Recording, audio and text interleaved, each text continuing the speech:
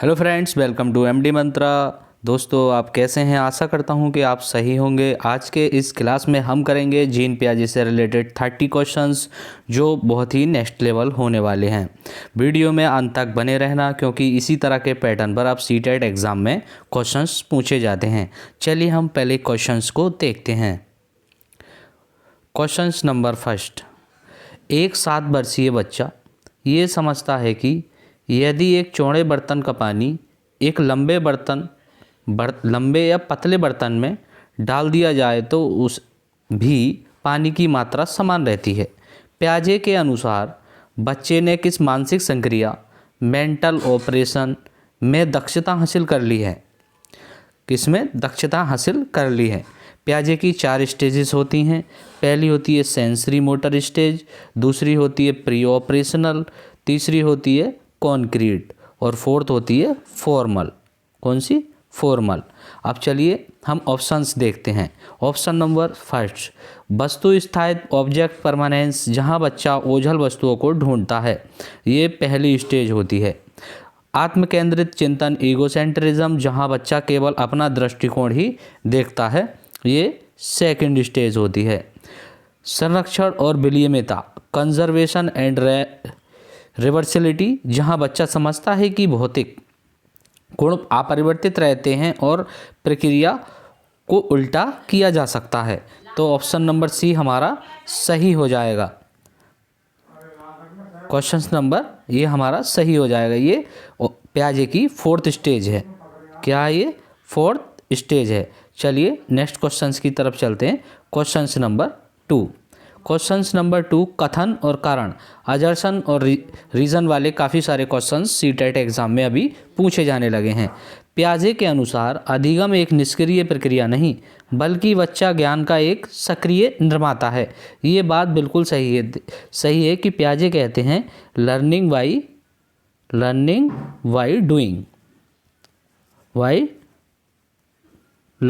Doing, बच्चा करके सीखता है।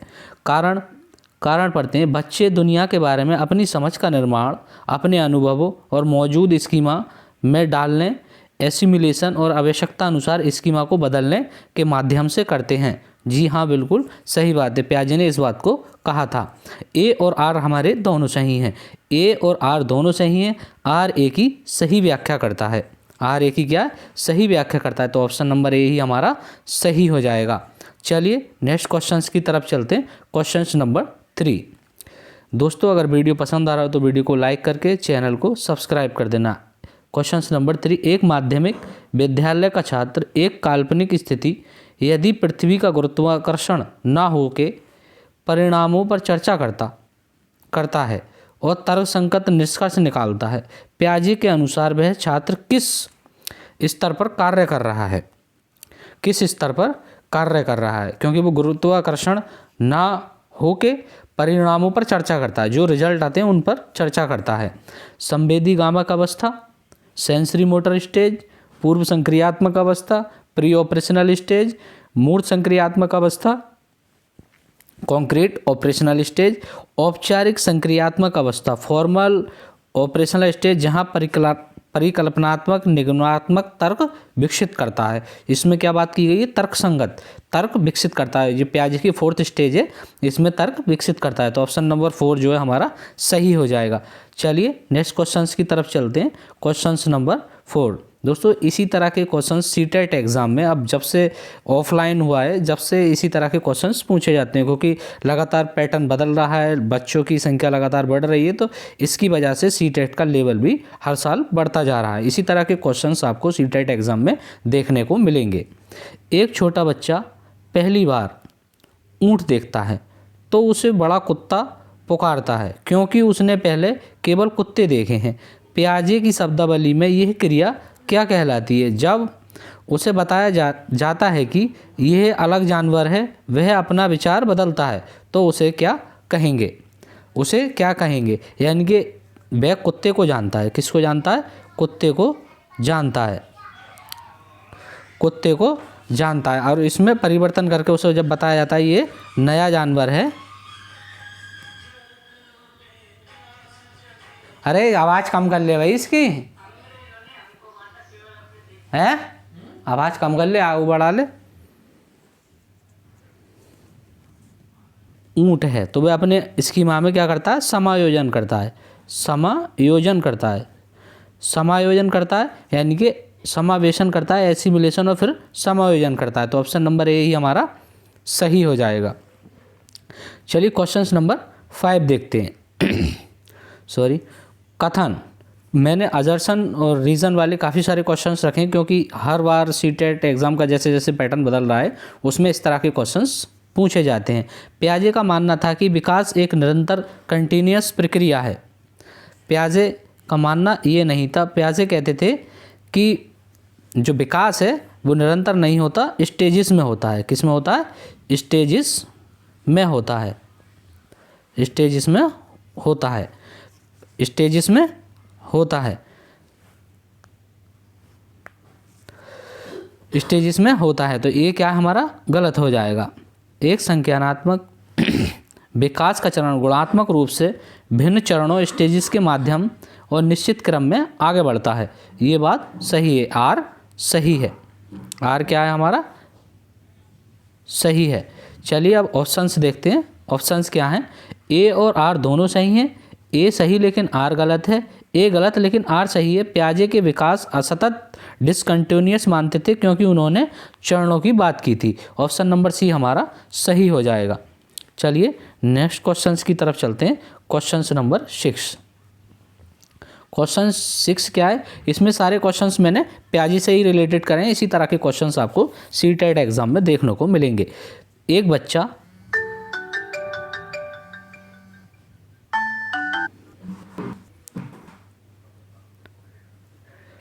बच्चा पर्वत के मॉडल को देखते समय ये मानने से इनकार करता है कि दूसरी तरफ बैठा व्यक्ति पर्वत का एक अलग दृश्य देख रहा होगा।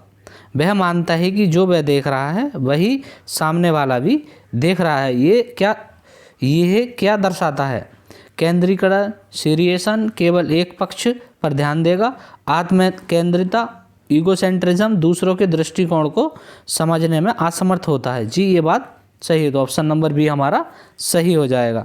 चलिए नेक्स्ट क्वेश्चंस की तरफ चलते हैं। Question number 7।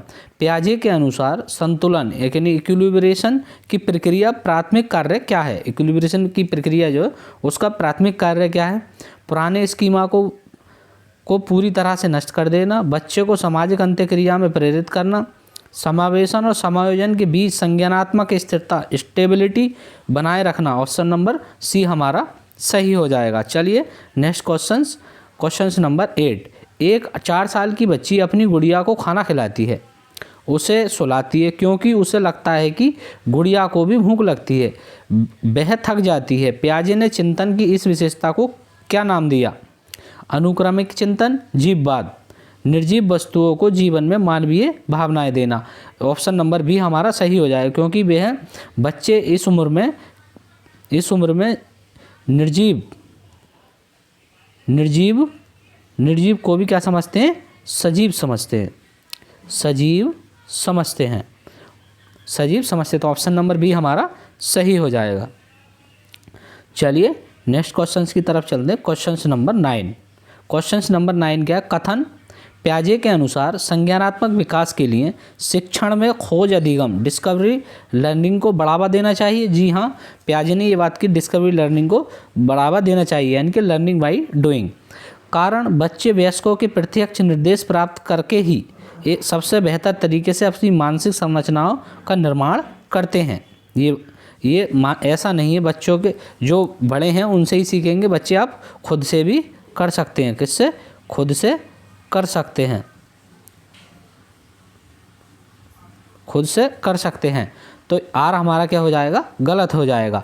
ए और आर दोनों सही हैं, ए सही लेकिन आर गलत है। पियाजे के प्रत्यक्ष निर्देश के बजाय खुद की खोज सक्रिय अन्वेषण पर बल देते हैं। तो ऑप्शन नंबर बी सही हो जाएगा। चलिए क्वेश्चन 10 की तरफ चलते हैं। क्वेश्चन 10 क्या कहता है, मूर्त संक्रियात्मक अवस्था कॉन्क्रीट ऑपरेशनल स्टेज के दौरान विकसित होने वाली श्रेणीबद्धता क्लासिफिकेशन की क्षमता क्या है। क्लासिफिकेशन की क्षमता क्या है, वस्तुओं को उनके गुणों, रंग, आकार आदि के आधार पर समूहों में व्यवस्थित करना और उपश्रेणियों के संबंध को समझना। ये ऑप्शन नंबर ए सही हो जाएगा, क्योंकि इस तरह का होता है। दोस्तों, आपको मैं आशा करता हूँ कि आपको ये क्वेश्चंस बहुत ज़्यादा पसंद आ रहे होंगे और आप इनके आंसर्स भी लगा रहे होंगे, और आप भी इस क्वेश्चंस के आंसर को देने की कोशिश करिए और कमेंट सेक्शन में हर क्वेश्चंस का जवाब आप दे सकते हैं, क्योंकि मैं अपने कमेंट सेक्शन के कमेंट पढ़ता हूँ। दोस्तों, नेक्स्ट क्वेश्चंस की तरफ चलते हैं। Question number 11। इस क्लास में मैंने सारे प्याजे से रिलेटेड ही क्वेश्चंस रखे हैं, क्योंकि प्याजे से रिलेटेड 2 से 3 क्वेश्चन सीटेट एग्ज़ाम में आते हैं और उसमें से आपको कोई भी क्वेश्चंस इससे बाहर नहीं जाएगा। प्याजे के अनुसार एक बच्चा जो परिकलनात्मक, निगमनात्मक तक हाइपर डिडक्टिव रीजनिंग का उपयोग कर सकता है, वह संज्ञानात्मक विकास के चरण में और इस तर्क की मुख्य विशेषता क्या है? ये 4th जो स्टेज है उसमें होता है। मूर्त संक्रियात्मक अवस्था, जहाँ बच्चा केवल देखी गई वस्तुओं के आधार पर तर्क देता है, ये प्याजे की क्या है? मूर्त स्टेज है। ये 3rd स्टेज है। औपचारिक संक्रियात्मक अवस्था, जहाँ बच्चा सामान्य सिद्धांतों और विशिष्ट परिणामों का अनुमान लगाता है और व्यवस्थित रूप से प्रयोग करता है। तो ऑप्शन नंबर बी हमारा सही हो जाएगा। चलिए नेक्स्ट क्वेश्चंस की तरफ चलते हैं। Question number 12। एक शिक्षिका अपनी कक्षा में बच्चों को छोटे छोटे समूहों में बांटती है। उन्हें एक ऐसी सामान्य समस्या देती है जिनका समाधान उन्हें स्वयं खोजना है। प्याजे के अनुसार शिक्षक की ये भूमिका क्या कहलाती है? निर्देशक, डायरेक्टर जो हर कदम पर निर्देश देता है, ज्ञान का दाता, नॉलेज प्रोवाइडर जो बच्चों को जानकारी रटाता है, सुविधाकर्ता यानी कि फैसिलिटेटर जो बच्चे को सीखने के लिए उपयुक्त वातावरण और अवसर प्रदान करता है। तो ऑप्शन नंबर सी हो जाए, क्योंकि उसे अवसर दे रहा है और सीखने के उपयुक्त वातावरण में ला रहा है। तो ऑप्शन नंबर सी हमारा सही हो जाएगा। क्वेश्चन नंबर 13 देखते हैं। दोस्तों, अगर वीडियो पसंद आ रहा हो तो लाइक करके चैनल को सब्सक्राइब कर देना। Question number 13। प्याजे के सिद्धांत में संज्ञानात्मक संघर्ष, कॉग्निटिव कॉन्फ्लिक्ट या असंतुलन एंड डिसइक्विलिब्रियम को अधिगम का एक महत्वपूर्ण कारक माना गया है। क्या माना गया? महत्वपूर्ण कारक माना गया है। जी हाँ, बिल्कुल सही बात है, ये महत्वपूर्ण कारक माना गया। कारण, जब बच्चा नई जानकारी अपने वर्तमान स्कीमा के विरोधाभास महसूस करता है तो वह संतुलन, इक्विलिब्रेशन प्राप्त करने के लिए उच्च स्तर की सोच को बढ़ावा देता है, सोच की ओर बढ़ता है। तो ये बात भी सही है। तो ए और आर दोनों सही हैं, आर ए की सही व्याख्या है। तो ऑप्शन नंबर ए हमारा सही हो जाएगा। चलिए नेक्स्ट क्वेश्चंस की तरफ चलते हैं। Question number 14। सकर्मक अनुमान, ट्रांसिटिव इन्फरेंस की क्षमता प्याजे के अनुसार किस चरण की उपलब्धि है? इसका क्या उदाहरण है? पूर्व संक्रियात्मक, जैसे ए बी से बड़ा, बी ए से छोटा से बड़ा होगा। मूर्त संक्रियात्मक अवस्था, जैसे यदि ए छड़ी बी से लंबी है, बी छड़ी सी से लंबी है, तो बच्चा समझता है कि छड़ी ए छड़ी सी से लंबी है। तो ऑप्शन नंबर बी हमारा सही हो जाएगा। चलिए क्वेश्चन नंबर 15 देखते हैं। Question number 15। एक प्राथमिक शिक्षक को प्याजे के सिद्धांत के आधार पर अपनी शिक्षण रणनीति कैसे बनानी चाहिए? उसे केवल उन विषयों को पढ़ाना चाहिए जो बहुत कठिन हो और जिनमें रटने की आवश्यकता हो। रटने से ये ऑप्शन गलत हो जाएगा। रटना एक क्या है? नेगेटिव टैग वर्ड है। उसे एक ही मानक के तरीके से पूरी कक्षा को पढ़ाना चाहिए, क्योंकि विकास की गति सबकी समान नहीं होती है, अलग अलग होती है। उसे बच्चे को वर्तमान संज्ञानात्मक अवस्था और समझना चाहिए और उसे हस्तकौशल, हैंड ऑन अनुभव का खोज के अवसर देने चाहिए। तो ऑप्शन नंबर सी हमारा सही हो जाएगा। चलिए नेक्स्ट क्वेश्चन की तरफ चलते हैं। Question number 16। कथन, प्याजे के संज्ञानात्मक विकास में परिपक्वता, मैच्योरेशन और अनुभव, एक्सपीरियंस को समान महत्व दिया है। क्या बात है? ये बात सही है। अनुभव और मैच्योरेशन, परिपक्वता को समान महत्व दिया है। कारण, जैविक परिपक्वता के बिना बच्चा कुछ निश्चित अवधारणाओं को नहीं समझ सकता, चाहे उसे कितना भी अभ्यास कराया जाए।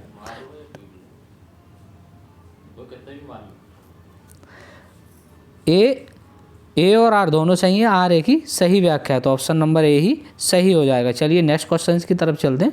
नेक्स्ट क्वेश्चन से 17। प्याजे के अनुसार केंद्रीकरण यानी कि सीरिएशन और संरक्षण की कमी आपस में क्या संबंध है? केंद्रीकरण के कारण बच्चा किसी स्थिति केवल एक ही विशेषता पर ध्यान देता है। वह नहीं समझ पाता कि आकार बदलने पर भी मात्रा समान रहती है। तो ऑप्शन नंबर ए ही हमारा सही हो जाएगा। चलिए क्वेश्चन नंबर 18। एक बच्चा मिट्टी के ढेर को चपटा करके उसे रोटी कहता है और फिर उसे गोल करके गेंद कहता है, लेकिन ये नहीं समझता कि मिट्टी की कुल मात्रा वही रही जहाँ किस मानसिक प्रक्रिया में अक्षम होता है। वस्तु स्थायित्व, ये सेंसरी मोटर स्टेज में होता है।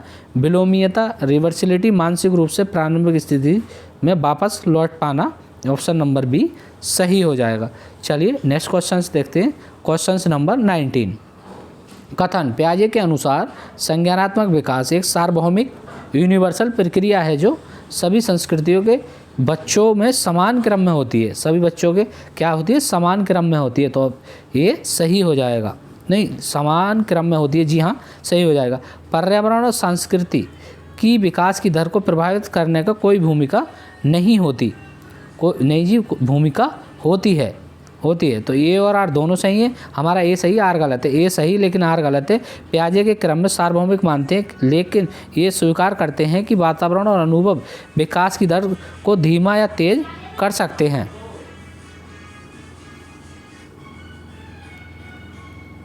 देखते हैं इस क्लास का लास्ट क्वेश्चन है ही अनुक्रमिक व्यवस्था। अनुक्रमिक व्यवस्था यानी कि सीरिएशन की क्षमता का क्या अर्थ है, जो मूर्त संक्रियात्मक चरण में विकसित होती है। केवल रंगों के आधार पर वस्तुओं को अलग करना, वस्तुओं को उनकी लंबाई, वजन और किसी विशिष्ट मात्रात्मक गुण के आधार पर निश्चित क्रम में व्यवस्थित करना। ऑप्शन नंबर बी हमारा सही हो जाएगा। आज की इस क्लास में हमने किए हैं पियाजे से रिलेटेड 20 क्वेश्चंस, जो आपको सीटेट एग्ज़ाम में इसी पैटर्न पर क्वेश्चंस देखने को मिलेंगे। दोस्तों, अगर वीडियो पसंद आए तो वीडियो को लाइक करके और चैनल को सब्सक्राइब कर देना। मैं इसी तरह की वीडियो डेली लेकर आता रहता हूं। आप हमारे चैनल से जुड़ सकते हैं सब्सक्राइब करके, और आपके सीटेट एग्ज़ाम की जो तैयारी है उसको एक नेक्स्ट लेवल पर हम पहुंचा सकते हैं। तो आज के इस वीडियो में बस इतना ही। जय हिंद, जय भारत।